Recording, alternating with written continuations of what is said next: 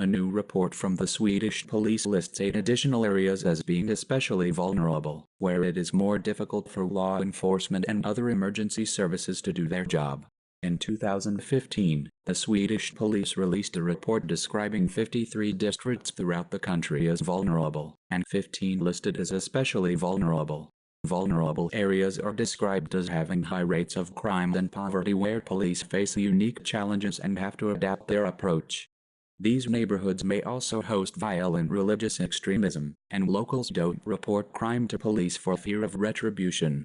The new report, which has not yet been made public but was seen by journalists from the newspaper DN, adds 8 more areas to the list, raising the number to 23.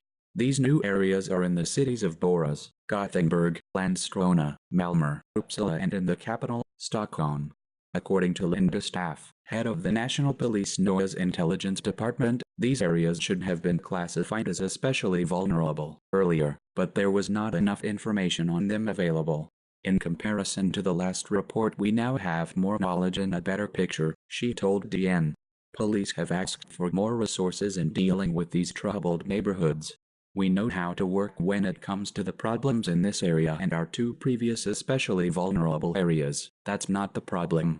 But in order to do that in the right way, we ought to be at least another 100 staff, Malmö Police Chief Stefan Sinteas told DN. These areas, which often host a large immigrant or foreign-born population, have been described as no-go zones by media. But this label has been rejected by the Swedish police, who admit that while there are difficulties in certain neighborhoods, they are not ones in which they cannot effectively work. The label has also been criticized as being a hyperbole that compares parts of a prosperous, industrial nation, with a still relatively low crime rate, to a war zone. But for some service providers at least, the term no-go zones is more literal.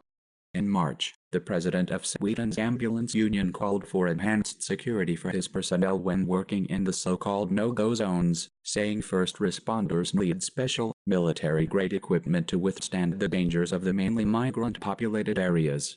And in April, the government-owned postal service PostNord has halted mail delivery to some addresses near the troubled Stockholm suburb of Ringby, where a large-scale riot took place earlier this year. If you like this video, please remember to click the like and the share buttons. If you're new to the channel, please remember to click on the subscribe button.